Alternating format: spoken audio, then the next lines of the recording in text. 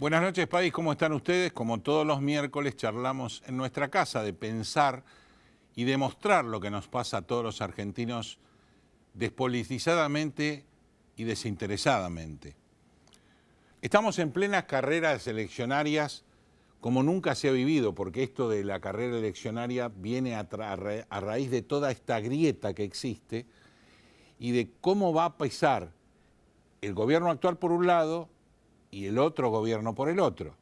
Nadie se quiere quedar pegado con los gobiernos anteriores. Entonces esta carrera lo que está haciendo es que los distintos gobernadores o intendentes que surgen electos, todos están hablando que son fuerzas provinciales o municipales. ¿Qué pasa después que es electo?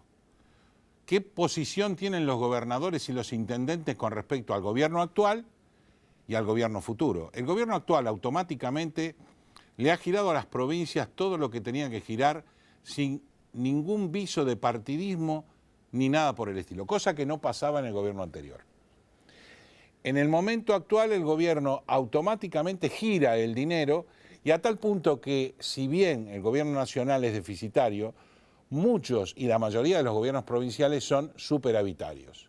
Y ahí entramos también en las publicidades partidarias donde muchos salen en las obras que hace gobierno nacional o gobierno provincial, sobre todo los intendentes, se ponen el casco y salen con la foto diciendo, miren como lo que yo hice por la gente, lo que necesitaba. Y se acordaron ahora, después de 20 o 30 años. Hay muchos intendentes que por suerte se han cambiado de estado, pero otros tenían 30 o 25 años de gobernar el mismo municipio. Eso va a pasar con respecto a lo que gane cada uno y las primarias que vamos a tener en agosto, donde van a surgir los candidatos. Porque ¿qué pasa con Cristina Kirchner? La conocen, saben que es un poquito discrecional con respecto a ayudar a las provincias que no son del palo. Entonces eso ya lo conocemos todos. Los argentinos también, por lo cual tenemos que pensar cómo vinimos votando en los últimos tiempos, ¿no? Hay que pensar cómo llegamos hasta acá, donde países que estaban muy atrás nuestro están adelante, donde países que no existían hoy existen y nosotros somos los que hemos bajado.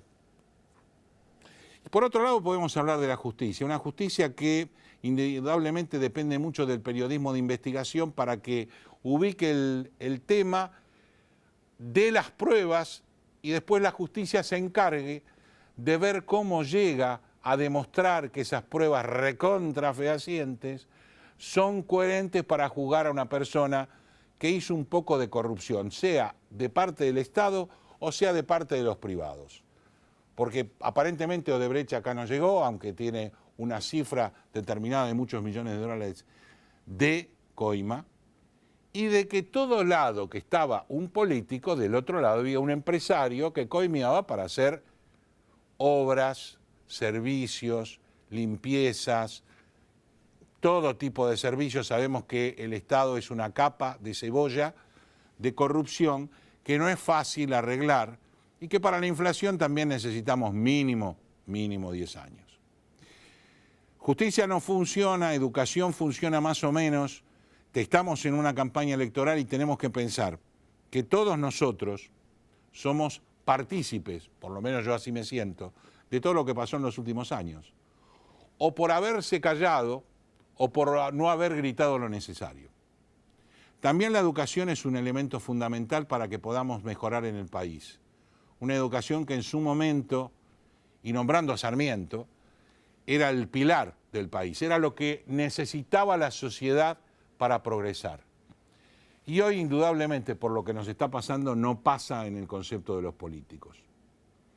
Así que los invito tranquilamente a escucharnos, a vernos, nuestras repeticiones por las redes sociales, y qué vamos a estar hablando y con quién, de qué temas. Vamos a estar hablando con Héctor Toti Flores, conocido por todos ustedes, diputado nacional por la provincia de Buenos Aires, de Cambiemos. Vamos a estar hablando con Fabián Catanzaro, secretario general de FEPEVINA.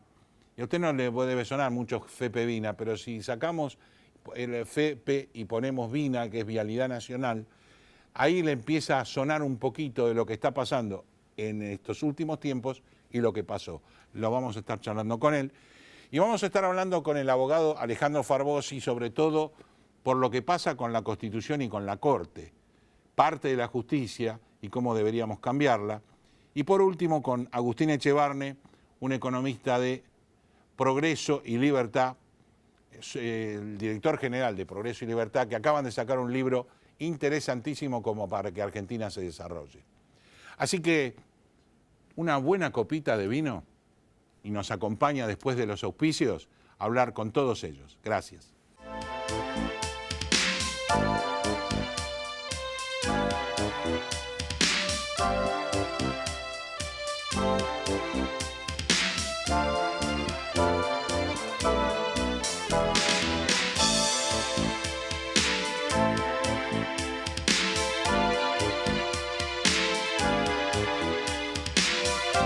Alianza Group nace ante la necesidad de contar con una empresa confiable para realizar tareas de remanejo de mercadería. Ofrecemos almacenaje, etiquetado, acondicionamiento, estampillado fiscal, armado de pedidos, ejibaje, inventario, control de stock, promociones, paletizado y servicio de limpieza. Contáctenos al 011-2153-0857 o a info@alianzagroup.com.ar.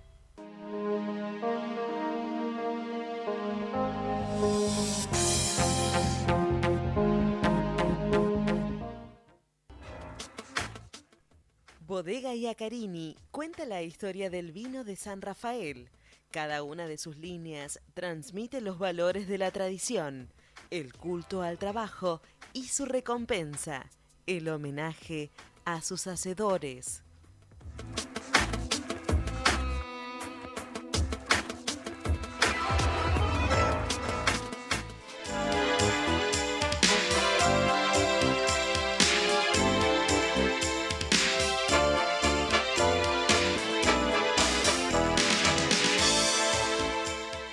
Bueno, primer bloque del programa y lo enuncié en la apertura. Estamos con Héctor Totti Flores, gracias por estar con nosotros, gracias. Héctor. Diputado Nacional, Provincia de Buenos Aires, Cambiemos, Coalición Cívica. La notamos bastante calladita, Lilita, últimamente. Está haciendo campaña en el interior y, bueno, recorriendo las provincias tal cual lo había expresado, llevando un mensaje del presidente a cada una de las elecciones en las provincias. A ella le gusta esto, ¿eh? Sí, me imagino. El milagro de la Juanita que vos hiciste allá por el 2001 con respecto a una generación de trabajo, a salir del pantano, el gobierno no lo hizo en este momento. Yo creo que darle escala a esa experiencia también es un proceso que lleva tiempo. Nosotros tuvimos la osadía de rechazar los planes sociales allá por los años 90, porque éramos una generación que conocía la cultura del trabajo y queríamos sí, mantener eso. Hoy, por ejemplo, hay que reeducar todo a los jóvenes fundamentalmente y reeducar a aquellos que hace 20 años que reciben los planes sociales y creo que eso es una tarea complicada. Pero también nosotros... Pero vos haces muchas obras, aún hoy, o con un cineasta como Campanella o con una cocinera como Marbotana, o sea, tenés proyectos que pueden funcionar hoy. Estoy de acuerdo con vos, se creó una gran generación de gente que no trabajaba, que vivía del plan nacional, provincial o municipal, o la suma de todos ellos, o de la BUH, está muy bien, pero vos seguís generando cosas. Sí, y el tema también, digo, otro factor importante es cómo revertimos algo que tiene que ver con la política desde el Estado. Durante todos estos años, con los planes sociales, con los subsidios que tenía, se fue creando toda una capa de la sociedad que de alguna manera los fueron convenciendo que tenían que sobrevivir. Se creó a la cultura del trabajo, sobrevino una cultura de la sobrevivencia. Y eso también es difícil sacar porque esa cultura de la sobrevivencia aparece en la cabeza de la gente en que no puede salir de la pobreza, como si estuvieran condenados a eso. Y entonces no pujan por eso. Ahora, nosotros ya estamos viendo ese proceso de cambio cultural importante. Hoy hablaba con un funcionario del Ministerio de Desarrollo Social que está trabajando con los programas Haciendo Futuro, y me contaba que en Corrientes, por ejemplo, había ido donde se suponía que iba a encontrar gente que le pidiera bolsa de comida y todas esas cosas, y no, y le piden capacitación para el trabajo. Es decir, la gente empieza a mirar que volver a trabajar necesita de algunas herramientas nuevas que no lo tienen. Y nosotros ahí en la cooperativa La Juanita con Campanella descubrimos, por ejemplo, que los oficios digitales es el trabajo no del futuro, del presente, No, del presente, mirando sí. el futuro, y eso entusiasma mucho a los jóvenes. Yo le decía, bueno, el oficio digital, Pero ¿cómo ese va es a uno ser? de los problemas que tiene la educación. No solo la forma en que se la da, sino que la gente no se la capacita para querer la necesidad de saber.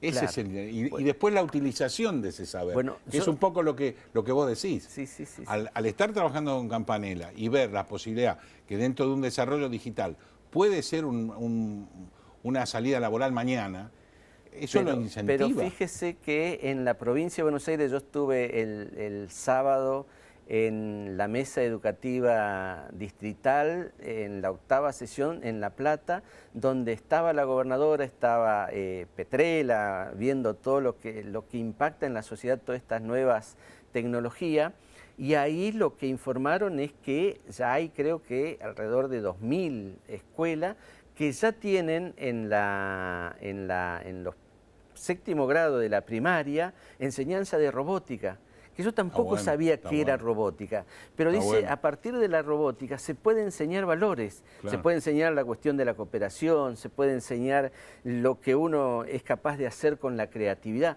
En la escuela primaria en la provincia de Buenos Aires.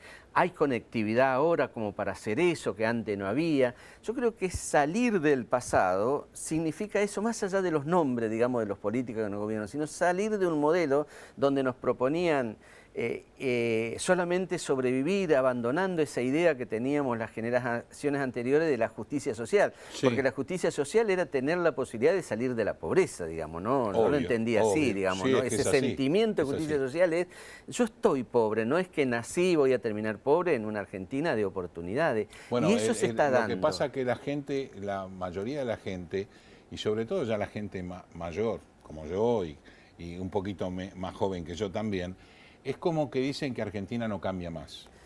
Y yo el otro día en una charla de amigos decía justamente, ¿no? Porque, digo, piensen que los hambrientos que estaban afuera de Versalles, mientras Luis XIV tenían sus fiestas, también pensaron que no iba a cambiar más. Y Luis XIV no está más. No Versalles no está más. Claro. Como reinado. Entonces, si no ponemos un poco de buena voluntad cada uno de nosotros, es muy difícil cambiarlo. Está bien. El político no cambia porque es político y por ahí lo usa para enriquecerse, el juez no cambia porque es juez y tiene los beneficios que no tienen los otros. Hay que romper con una Argentina de beneficios y de beneplácitos. Y para romper se va a necesitar un consenso. Sí, sin lugar a duda. Mire, nosotros construimos, la Juanita siempre nos pregunta ese milagro, porque la verdad que hacerlo en el 2001, este proyecto, venir desde los desocupados y hoy las cosas que era también difícil, haciendo, era muy difícil, pero difícil. Ahí había mucha desesperación y no había cultura, como vos decís, del no trabajo. Así es. Y lo más importante, había sueños, no nos habían quitado los sueños. Nunca nosotros entramos en la resignación, digamos, de decir esto ya no se puede más. Era duro y yo digo también esta cuestión de trabajar juntos con otros, porque uno cuando está en un grupo, cuando uno empieza a pensar de que no se puede, hay otros que lo alientan, obviamente, digamos, ¿no? Sí, y yo creo que hoy el país está en esta etapa, ¿eh? Yo veo abajo, en donde más se sufre, hay esa idea de una esperanza en que la Argentina va a cambiar. Y hay algunos hechos. Hoy un funcionario va a cualquier barrio del conurbano donde nosotros transitamos o del interior del país, como me decía este funcionario, y la gente no le pide, antes sí se pedía, no le pide bolsa de comida, por más que esté pasando mal, no le pide planes sociales. ¿Qué le pide? Trabajo. Y le pide capacitación para el trabajo. Y eso es un cambio que viene de abajo. Por supuesto que la exigencia al funcionario es mayor que darle una bolsa de comida, digo. Obvio, entonces tenés que empezar a pensar cómo se genera eso. Y yo creo que este debate polarizado entre el pasado que tuvimos, que fue nefasto, y el futuro que la esperanza nos dice que va a ser mejor, no nos permite todavía entrar en un debate para lograr el consenso, por ejemplo, en un tema, ¿cómo va a ser el trabajo los próximos 10 años? Porque si nosotros no discutimos esto, que ya se está discutiendo en el mundo, Argentina queda fuera. No discute a futuro, está siempre en la coyuntura del presente. Eso es el compromiso que tenemos que asumir nosotros. Ese es un compromiso que tiene que tener toda la clase política. Así es. Porque yo creo que esta elección vamos a empezar, después que se defina quiénes son los caballos que van a recorrer la carrera, como periodista va a ser decirme cómo. No me digas qué. Claro. Todos queremos que los viejos vivan bien, los chicos vivan bien, coman bien, tengan cultura. Sí. Todos esos deseos los tenemos todos. Coincidimos. El problema es cómo. ¿Cómo lo hacemos? Exacto. Bueno, ese me parece que es el gran debate y yo lo ampliaría. La clase política sola no lo va a hacer. Creo que tiene que haber un compromiso de la tienen sociedad, que ceder un pedazo. Los sectores empresarios. Esto también en la experiencia de la Juanita. La experiencia de la Juanita tiene que ver con la integración. En el medio de las disputas, crecer desde el conflicto, nos decían, nosotros dijimos, no, nosotros el conflicto ya lo vivimos. Yo digo siempre, y esta es la experiencia que nosotros tomamos, el momento de mayor conflicto en la Argentina que nosotros vivimos fue el 2001. Y ahí había los movimientos piqueteros del cual nosotros venimos, encontramos en la clase media que nos acompañaba, Piquete y Cacerola, la lucha es una sola, yo siempre digo, tirábamos presidente en una semana. Sin embargo, fue cuando más perdimos los pobres. Y esa es la experiencia que nosotros tenemos. Gracias Toti por haber venido a Economía Ahora. Y suerte en las elecciones. Ojalá que la gente entienda que tenemos que empezar en el futuro y no en el pasado. Es así. Muchas gracias por haber venido. Hacemos apenas una pausa y vamos a venir a hablar de Vialidad Nacional.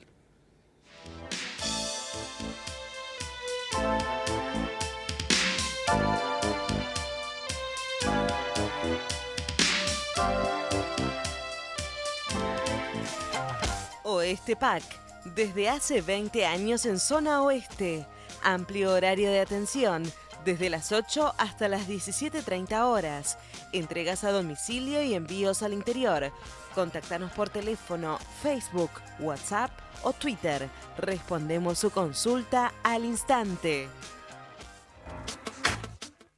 Bodega Iacarini cuenta la historia del vino de San Rafael. Cada una de sus líneas transmite los valores de la tradición, el culto al trabajo y su recompensa, el homenaje a sus hacedores.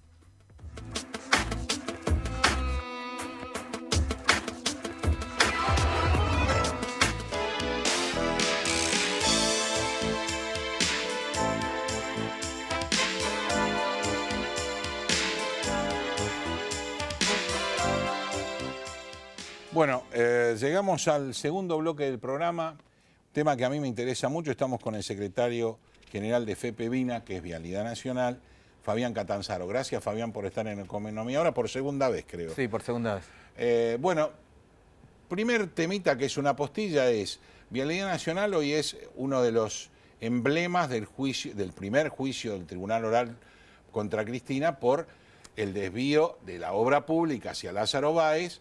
Y justamente, si uno entre las partes de las culpas, es que prácticamente Vialidad Nacional de la provincia le había dado a Báez la misma cantidad, el 11% en la obra pública, que como si fuera la provincia de Buenos Aires, siendo de una provincia que no tiene la capacidad ni la población para hacerlo. Claro. Eso es fundamentalmente el tema de que Vialidad Nacional estuvo comprometida dentro de lo que pasaba porque cumplía órdenes directamente.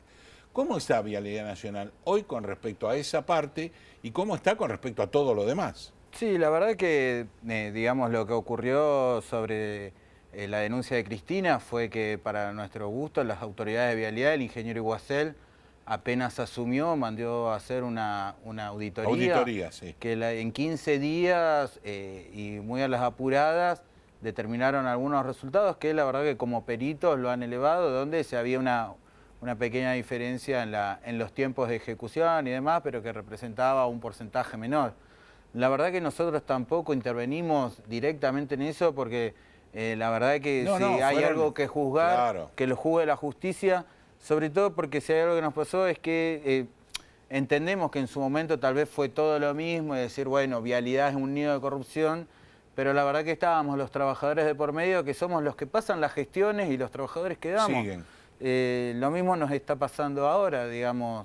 La verdad que si a nosotros nos piden una opinión, y la verdad que el anterior modelo de vialidad que teníamos nos servía para pensar un plan estratégico de vialidad, o sea, ¿No servía o le servía? No nos servía, si bien había buenas propuestas, además, creemos que se pueden administrar mejor los fondos públicos. A su vez también teníamos una escasez y tenemos una escasez de personal que sin embargo le hacemos el esfuerzo porque siempre se discute el rol del empleado público y demás, pero este es el empleo público que se ve que es el que está bacheando, el que está trabajando en la ruta, y desde la verdad que nosotros hace un año casi que no estamos haciendo mantenimiento porque no nos da fondos la administración. El año pasado se redujo un tercio. Este año se redujo un 50% el presupuesto del mantenimiento de obras, por lo tanto ya no tenemos fondos para salir a atender, ni para hacer los controles de pesos y dimensiones en los camiones, ni bachear, ni cortar el pasto. La verdad que es una situación alarmante, porque nosotros atendemos 20.000 kilómetros de la red vial nacional. Y la verdad que los otros 20.000 kilómetros que están bajo el sistema de concesión, también hay mucha tela para cortar y nos parece que esta instancia donde se están dando los debates digamos, en torno a las candidaturas y a proyectos de país, creemos que tampoco este modelo va más. Digamos, con el sistema de la participación pública-privada está demostrado el fracaso que tuvo, que al día de hoy no tienen financiamiento, un plan ambicioso como... Bueno, pero lo que pasa, que lo que falla o lo que fracasa es el país. Sí. O sea, vos, inversor extranjero, yo, inversor extranjero, no me juego para nada por Argentina, ni quiero arriesgar nada, porque la historia nuestra es mala. Es que eran las condiciones que nosotros advertíamos. Acá cuando algún diputado o algo nos cuestionaba de que nosotros estábamos en contra de la modernización, no. Al contrario, lo que nosotros queremos es modernizarlo, pero a su vez, modernizar el país, pero a su vez también con procedimientos claros y transparentes. O sea, la participación público-privada era deuda pública encubierta, como bien lo ha dicho el FMI, y por eso no ha aceptado la etapa 2. O sea, en la etapa 1 salieron 8.000 millones de dólares, que hoy figura como deuda pública, donde hace un año que se han otorgado las concesiones, las concesionarias cobrando peaje a valores dolarizados, y no han comenzado las obras. No hay obras. Entonces, la verdad que ahí es donde nosotros cuestionamos lo mismo que lo que está ocurriendo ahora con una sociedad anónima que se llama Corredores Viales, que es la otra pata de este mecanismo de parches que ha generado este gobierno. Estas Corredores Viales habían nacido supuestamente para tomar la concesión de Cristóbal López del acceso a Richeri, que se caía por un incumplimiento en el contrato, y luego, cuando se licitó, quedó un cascarón vacío. Ahora resulta que este año, como se están venciendo las concesiones de 3.500 tramos de ruta, y no tienen a quién licitarlo, van a usar esta sociedad anónima para triangular los fondos. Y la verdad que ahí es donde está preocupante, porque lo que nosotros decimos es, esas rutas que vencen las concesiones, tendrían que volver al Estado Nacional. Obvio. Y el Estado Nacional, ¿qué? Decidir si o las mantiene bajo la administración o llamar nuevamente a licitación. Una nueva licitación. Bueno, en lugar de llamar a licitar, hacen un acta y el Ministerio de Transporte le delega a esta sociedad anónima 3.500 kilómetros de ruta, la cual a su vez en el contrato de cesión lo puede ceder a un tercero. Y ahí nos escapamos de la ley de empleo, de obras públicas, de la ley de procedimientos administrativos, todos los controles que atañen al Estado. Ahora después podemos discutir que más o menos burocracia. El tema es que no puede haber un no control de esos fondos públicos.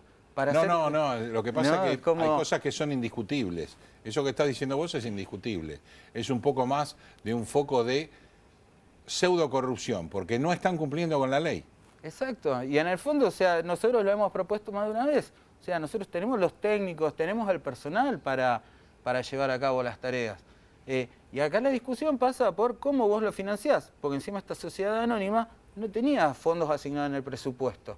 Y ahora nos sacaron 1.500 millones de pesos de este presupuesto, que yo te decía que ya venía acotado en un 50%, para pagar esta sociedad anónima. ¿Y Vialidad Nacional hoy, a nivel empleo público, está igual que en el gobierno anterior? ¿Creció en cuanto al empleo público o se redujo? tenido un cambio más cualitativo que cuantitativo. Ajá. Si bien somos menos, por muchas razones, jubilaciones, retiros está bien, voluntarios, está bien. algunos despidos, también la verdad que ha venido toda una capa dirigencial. Nosotros, para darte una idea, nosotros desde la Casa Central había 4 gerencias que manejaban todo el país. Hoy en nuestra Casa Central tenemos más de 50 gerencias, con sueldos de 150.000 pesos. Entonces creció. Es que, por eso te digo, es más cualitativo, porque si vos ves el número final de cantidad de trabajadores, somos menos. Somos menos, Ahora, pero cuestan más. se nos armó una capa, digamos, dirigencial. Mientras que, ¿qué es lo que nos achicamos? En personal técnico, en personal de conservación. Y es ahí donde nadie nos puede negar, porque nos ven. Hoy por hoy estamos en el operativo Nieve, con serios problemas para llevarlos a cabo por la cuestión de los fondos. Nos ven en los saludes o en Catamarca ahora con las inundaciones en Bahía Blanca. O sea, nosotros estamos.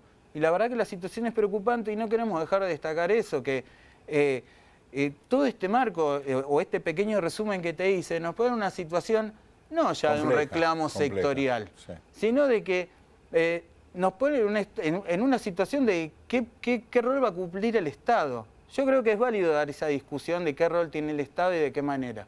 Lo que no podemos hacer es usarlo para hacer una transferencia directa a los sectores privados. Correcto, Fabián.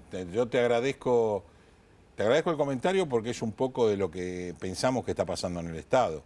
Eso es así. Y por otro lado, que no achicamos nada, por otro lado, que creamos estructuras caras para los amigos. Entonces, digamos, más de lo mismo. Más de lo mismo. Entonces hay que terminar con eso. Y bueno, queremos ser por lo menos un planteo ante la sociedad y hablar distinto, porque más de lo mismo no nos sirve. No, la verdad que no. Te agradezco mucho que hayas venido a Economía Muchas Ahora gracias. y bueno, seguiremos charlando por lo que pasa en Vialidad Nacional y en muchas instancias del país. Dale, Suerte. muchas gracias A vos.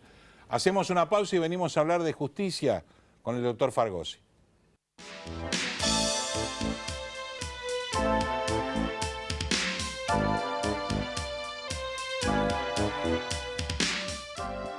Bueno, tercer bloque del programa y vamos a ir a otro área distinta, pero no menos importante. Recuerden que nosotros siempre hablamos de que la base del país es la educación y la justicia. Bueno, vamos a estar tocando la justicia con Alejandro Fargosi. Gracias por estar con nosotros, abogado constitucionalista y ex consejero de la magistratura. Un tema no menor, la magistratura. No menor. Ahora, se hablaba un poco de que esta fórmula creada donde la vicepresidenta es la que elige al presidente, cosa que yo no lo sé y por eso te lo pregunto, él lo hacía o lo armaba para que si ganaba indultara a la presidenta, expresidenta, y en ese caso sería presidenta. ¿Es posible eso? Sí, es posible y es posible mucho más que eso todavía. ¿Qué quiero decir con lo siguiente? Primero me suena bastante creíble. ¿Me preocupás? ¿Más? Primero me suena bastante creíble porque pese a las desmentidas que ha dado Alberto Fernández de que no va a indultar a nadie, No es creíble. Claro, ya ha dado tantas vueltas. Claro. ¿Por qué hay que creerle esto y no todo lo anterior? Claro. Pero, como les dijo todo lo que dijo, hoy puede decir lo mismo a futuro. Cual, que diga lo que quiera, da lo sí, mismo. Correcto. Pero hay algo interesante y es lo siguiente. En Estados Unidos, a raíz de un comentario por Twitter de Trump, hubo toda una discusión académica de si el presidente podía indultarse a sí mismo. Ajá. A sí mismo. Porque él dijo algo así como, ¿qué me importa que me ataquen si total me indulto? Bueno, eso desencadenó toda una discusión y ha llegado la mayoría de los pensadores constitucionalistas norteamericanos a la conclusión de que hasta el presidente se puede indultar a sí mismo.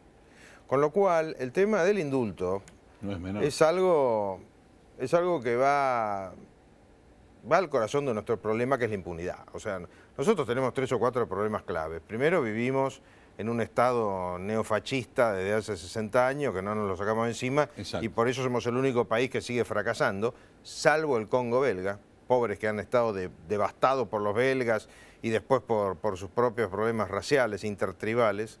Bueno, después de ello venimos nosotros, sí, señor. Tema número 1. Tema número 2, una impunidad monumental. Es el único país, por ejemplo, donde Odebrecht pareciera que no comió a nadie. Y tema número 3, un sistema en el que nuestros políticos no se jubilan jamás. O sea, nosotros tenemos políticos que no es que han fracasado, han mega fracasado. Y a veces yo pienso, ¿no convendría indultarlos y que se vayan a gastar la que robaron en otro país con la condición de que se vayan a otro país? No se jubilan jamás. No. Entonces, bueno, pero es una parte de que si el indulto no funciona y las causas avanzan, tengo los fueros para que no me toquen. Claro, pero por eso digo, indultémoslos, pero que se la gasten en otro lado. Que se vayan directamente. A 5.000 kilómetros mínimo de distancia, cosa que no pueden influir. Porque realmente, cuando uno supera determinada barrera etaria, en nuestro caso ambos pasamos los 62 años, los 60 años con elasticidad, te das cuenta que estamos empantanados en el mismo lugar desde que tenemos memoria. Sí. Y eso no puede ser. Yo no quiero que mis hijos y mis nietos tengan que discutir las mismas pavadas que discutimos nosotros, mientras en el resto del mundo están por otra avenida. en otra avenida. Pero bueno. Ahora, estoy totalmente de acuerdo. Ahora, ¿por qué la justicia, ante la obviedad de los hechos y las demostraciones y las pruebas que el periodismo ofrece y constatan, sigue girando? O sea, ¿es la ley, es la propia justicia o es el famoso tiempo argentino? Que para todo hay que hacer el tramitecito. Ya sabemos que la mayoría de los jueces son buenos, o sea, sabemos un montón de realidades que no vamos a discutir, pero yo creo que el problema tiene más que ver con la psicología que con temas de alta política o de plata. El sector judicial en la Argentina, sobre todo el sector nacional y el sector federal, tiene una característica y es que tienen una seguridad absoluta de que no les pase nada y la prueba está en que sobrevivieron al kirchnerismo. ¿Sí? Fui protagonista de esa parte, lo sé perfectamente. O sea, tienen una seguridad absoluta de su trabajo. Tienen unos sueldos que son los más altos de todo el sistema de empleo en la Argentina, de empleo público y parte de empleo privado. Tienen unos privilegios que no existen, no pagan impuestos, tienen derecho a un año sabático con opción a 2, repito, un año sabático con opción a 2, un sistema de obra social que es superior al mejor OSDE que se te ocurra, incluso una característica es que pueden trabajar ya de jubilados, o sea, un camarista se jubila, saca 300, 400 mil pesos por mes limpios el primero de cada mes y sale a competir contra los que trabajamos por la mínima, porque nos jubilamos con la mínima. Entonces la pregunta que yo me hago es, ¿por qué van a cambiar? ¿Por qué van a cambiar? Si hasta tienen un horario. Obviamente. Pero fíjate lo siguiente, hasta tienen un horario trucho. Un horario trucho. Totalmente de acuerdo. ¿Qué los beneficia? Porque ese horario teórico de 7:30 a 1:30, la verdad es que llegan a las 10, los jueces, 9:30, con lo cual ya de movida se ventajearon 1 hora y media de trabajo. ¿Por qué van a hacer algo que ponga en riesgo semejante paraíso si nada de lo que hagan mal les va a generar ninguna consecuencia? Claro, ahí está el problema. Impunidad. Otra vez volvemos a la impunidad. Conclusión. Yo creo que somos un país que o se toma las cosas en serio y pega unos volantazos monumentales, o vamos a hacer un lamento durante... Vamos a superar al Congo belga. Sin duda, claro que lo vamos a... Ahora, todas esas causas, al margen de los jueces que decís que hay, obviamente, hasta Zaffaroni dice que hay tantos jueces y no todos son malos, a pesar de que después quieren pisar la justicia, meterla como anexo del Ejecutivo y Bardinelli le sigue diciendo que está muy bien. El kirchnerismo es incorregible, como diría Borges. Todas esas causas que fueron mal juzgadas, ¿por qué o qué debería pasar? Porque por un lado fueron las causas mal juzgadas y los jueces que fueron en su momento apercibidos lentamente, después fueron jubilados, como vos decís, para que pasen al ostracismo de por ahí dedicarse a algo de ellos. Porque ahí hay otro entongue, y perdón que use estas palabras, es verdad. Pero hablemos clarito. Es verdad. Hay otro entongue que mi querido amigo Julio Bárbaro lo dice muchas veces, y es, en la Argentina las mayores fortunas se hacen en la política. Y eso es un disparate. Entonces, ¿qué es lo que pasa? Vos tenés un sector... es un disparate. Vos tenés un sector de políticos corruptos que la única manera de ser impunes es si tienen otro sector de jueces corruptos. Y hay un toma y daca de corrupción entre la política y la justicia que es impresionante. Y como la política termina dominando al Consejo de la Magistratura, estamos en el reino del no pasa nada. Estuvimos, estamos, y en la medida en que no cambiemos esto pateando el tacho en serio, vamos a seguir estando. Y por último, decime, ¿cuál es el juego de la Corte en los juicios a Cristina? Bueno, le llegó... Por un lado, a mí me sorprendió la injerencia ante la primera notificación de que tenía que ir al tribunal oral, aparezca el pedido de la Corte de todos los cuerpos del juicio, y ante la reacción de un pedacito de la sociedad, Sí. volvimos a decir, bueno, no pasó nada, sigan adelante. Los jueces se olvidan, todos los jueces, ¿eh? Siempre... La Corte es la cabeza del Poder Judicial. Todo lo que pasa de malo en el Poder Judicial es responsabilidad de la Corte. ¿Lo decimos claro? Porque si no pareciera que la culpa de lo que yo hago es de mi mano, no de mi cabeza. No. El que manda mi cuerpo soy yo, es mi cabeza. ¿Correcto? Con lo cual... La mano ejecuta. Lo que le achacamos al Poder Judicial, el primer responsable es la Corte. Después veremos dentro de la Corte quién, no es lo mismo Rosenkrantz que Lorenzetti, pero es la Corte. Ahora, yo creo que los jueces no se han apercibido de algo que a todos nos cuesta bastante entender, sobre todo después de cierta edad, como decíamos recién, y es que el mundo cambió. Ya los temas judiciales no son de un oscuro sector, Claro. Con cuero y olor a pipa, con una media luz protectora. Hoy en día las redes, los multimedios, la necesidad de generar noticias, hace que todo se pone en evidencia en 3 segundos. Lo que quiso hacer la Corte un martes a las 7 de la tarde, a las 7:30 ya lo estábamos diciendo por radio, yo de casualidad Sí. justo tenía una entrevista, así que pude empezar a poner eso de relieve, y a los 2 días tuvieron que recular. ¿Por qué tuvieron que recular? Tuvieron que recular porque una cosa escandalosa. Yo no conozco ningún abogado, incluyéndome, más de 40 años de abogado, que haya tenido un caso como ese. Habrá una excepción en 200 años, pero con eso no hacemos Claro, jurisprudencia. no hacemos jurisprudencia. Ahora, ¿cuál es el problema? El problema es que nosotros ya ni siquiera tenemos como punto de apoyo para reconstruir al Poder Judicial este tipo de corte. ¿Qué es este tipo de corte? Una corte de 5 personas que en definitiva termina dominada por 3.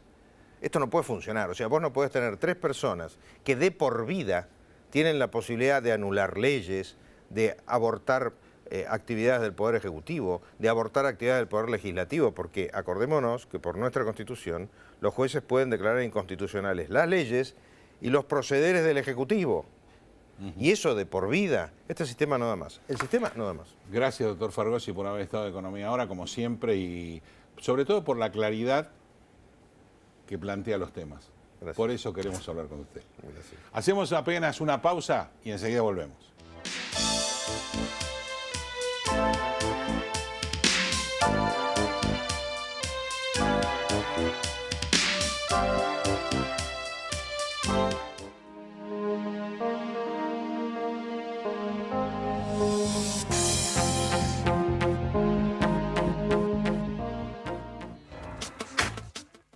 Bodega Iacarini cuenta la historia del vino de San Rafael. Cada una de sus líneas transmite los valores de la tradición, el culto al trabajo y su recompensa, el homenaje a sus hacedores.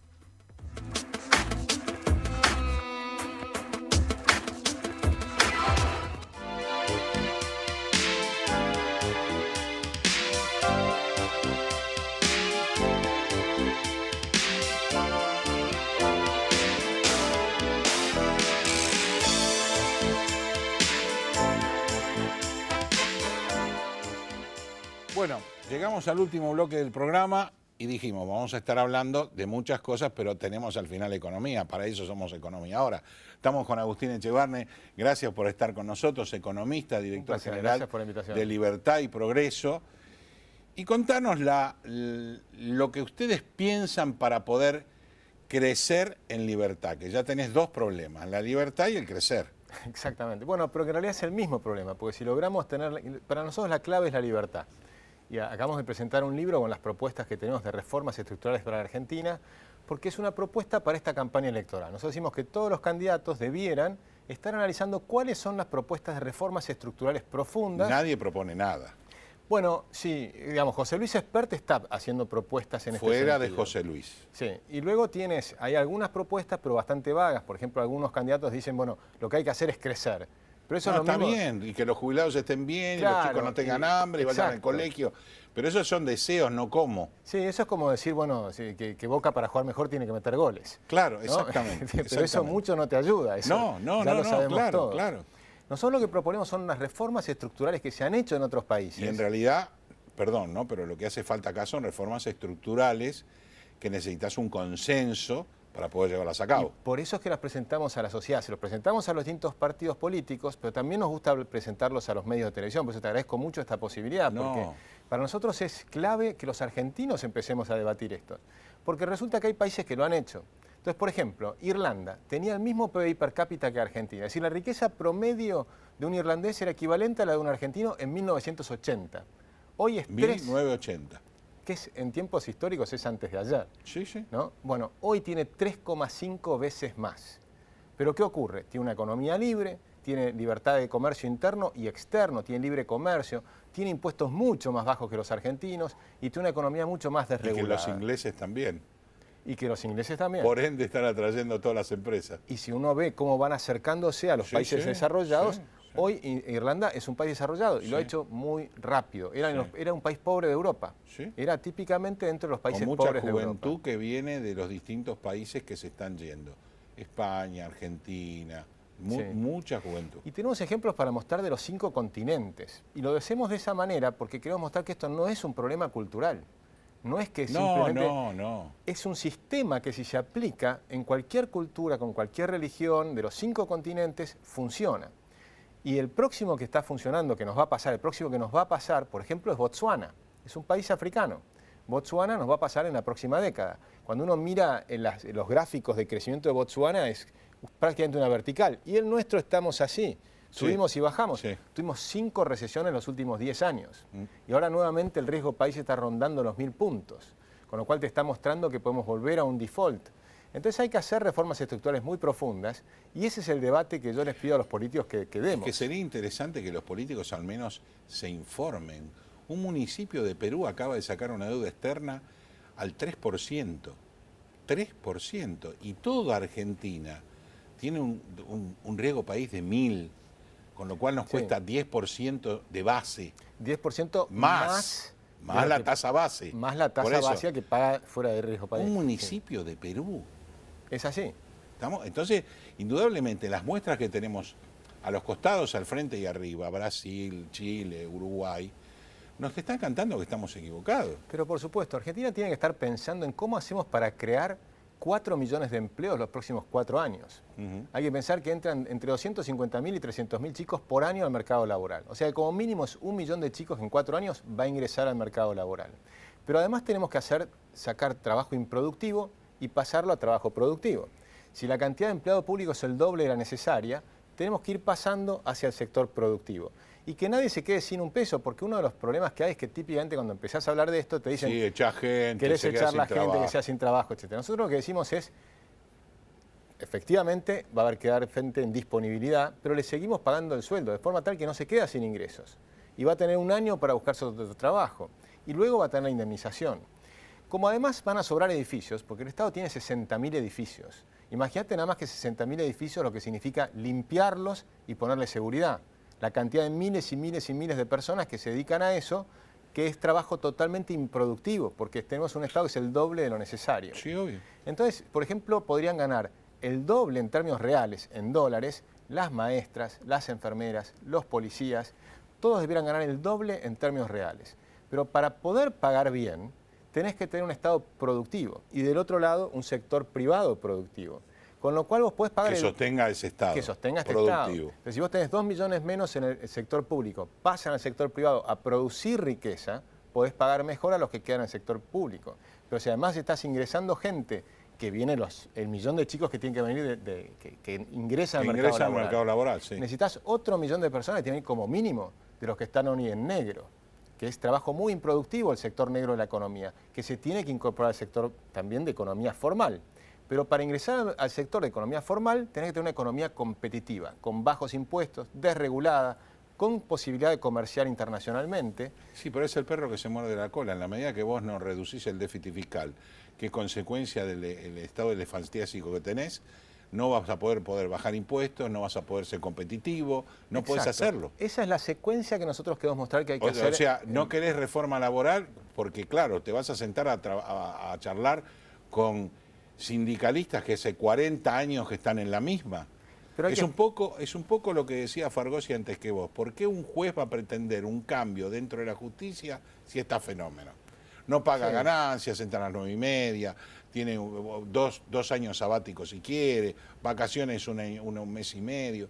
Entonces, pero en este país alguien tiene que decir, muchachos, esto no funciona. Esto no funciona. Claro. Pero además hay que tratar de explicar a todo el mundo, incluso a los Que no sindicalistas. funciona. Pero no solo que no funciona, sino que les pueda ir mejor a ellos. Por Obvio. ejemplo, te doy un caso. Vos tenés en Argentina reglas laborales con la monovalencia que necesitas más personas para hacer un trabajo. Entonces, a veces necesitas 3 personas, por lo que en otro país lo hace una sola persona que puede hacer diferentes trabajos, sea en la televisión, sea en cualquier lugar. Sí, sí, Con lo sí. cual, por ejemplo, si estás en una barcaza en el río, si acá necesitas 3 veces más personal de lo que necesita, por ejemplo, en Sudáfrica, en el mar, van a irse los pesqueros chinos a Sudáfrica en vez de pescar en el mar argentino. Claro. Ellos creen que están defendiendo empleo y en realidad están exportando destruyendo, empleo. claro, sí, sí. Porque se van a otros países, se van a países que son más eficientes, se van a Chile, se van a Perú, se van a Paraguay. Las barcazas paraguayas son más baratas que las barcazas argentinas. Entonces el empleo argentino se va al Paraguay.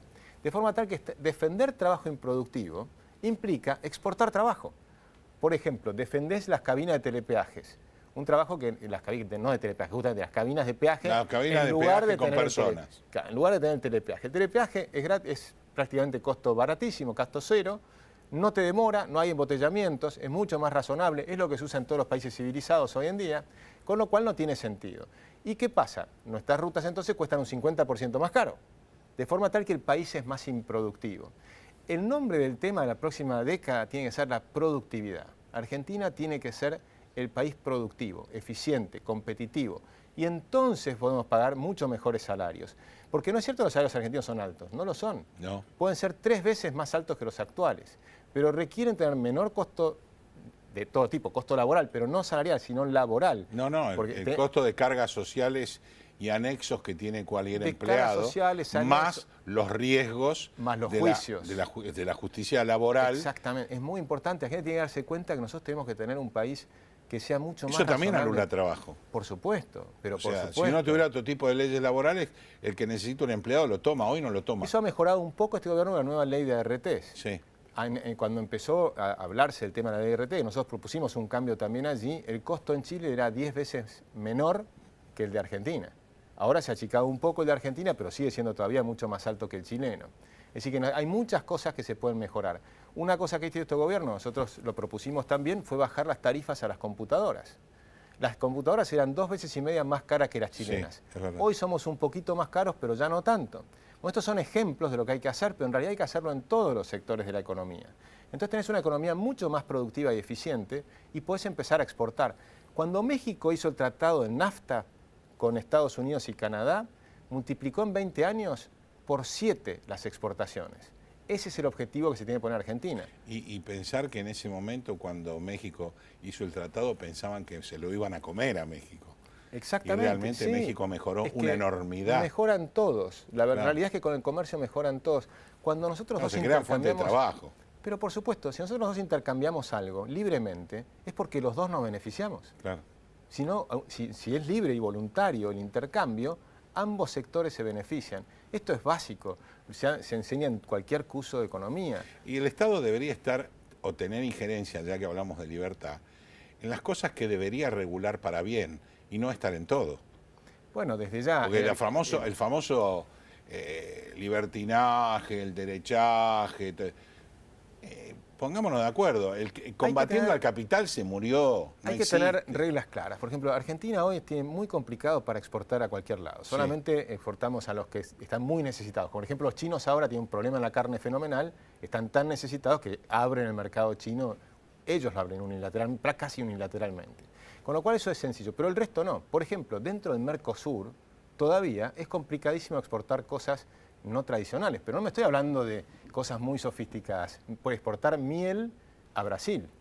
Si la exportás a granel, todo bien. Cuando lo exportás Claro, con marca, metés mano de obra. te empiezan a poner trabas. Entonces se supone que el SENASA argentino está de acuerdo con el SENASA brasileño y están de acuerdo, si te lo aprueban acá, te funciona para exportar y te deberían dar un sellito que te lo permita. Bueno, ¿qué ocurre? Vos envías la miel, te la devuelven, con lo cual te traban de nuevo el costo que tenés de volver a reingresar y además en el puesto argentino, como no lo tenían previsto, te demoran otros 15 o 20 días, que cada día te cuesta un montón de dinero y encima te vuelven a cobrar la tasa de estadísticas, que encima esa tasa de estadísticas que la han subido por 5, que por supuesto es inconstitucional, porque una tasa es un costo de un servicio, y el servicio no cuesta 5 veces más. No, en todo caso no. cuesta menos porque las computadoras y todo hacen bajar los Lo ha costos. agilizado, era mucho más antes. Exacto, y tenés la ventana única. Teóricamente se bajaron los costos, y sin embargo te multiplican por 5. ¿Qué significa? Que lo usan como impuesto, y no como una tasa. Lo cual eso también está mal. Estoy hablando del gobierno actual. Por eso yo creo que esto tenemos que debatirlo con todos los partidos. Correcto. Es un correcto. tema de la Argentina. Nosotros estar pensando, no puede ser que tengamos un país estancado hace tanto tiempo. Hoy tenemos un PBI per cápita similar al de 1998. Entonces son casi 20 años que hemos perdido. Pero el mundo viene creciendo cada vez más rápido, con lo cual te quedas cada vez más atrasado. Nos alejamos cada vez más. Nos alejamos cada vez más. Se nos acabó el tiempo, Agustín, pero obvio, voy a esperar el libro porque es interesante todo lo que ustedes generan a nivel apolítico, sino real. Y además vamos a seguir charlando con respecto a estas propuestas que yo creo que la gente la tiene que conocer en realidad en su quantum para exigirle a los políticos que empiecen las reformas que tienen que hacer de fondo, que un gobierno de Cambiemos nos prometió y no cambió, y que el otro gobierno no le convenía que la hiciera. Así que estamos así hace muchos años dando vuelta con este derrotero. Lo felicito por el libro realmente. Y muchas gracias. Y muchas gracias por la invitación. No, vamos a seguir charlándolo porque sé el nivel intelectual de ustedes. Muchas gracias, Raúl. Bueno, esto fue todo por hoy. Fue una semana distinta, una semana completa, una semana de muchos problemas y nos vamos acercando lentamente al cierre de alianzas, por Dios, y después lentamente al cierre de candidatos, porque todo esto se resuelve el 22 de junio, para empezar la carrera y largar los potros a correr. Hasta la semana que viene.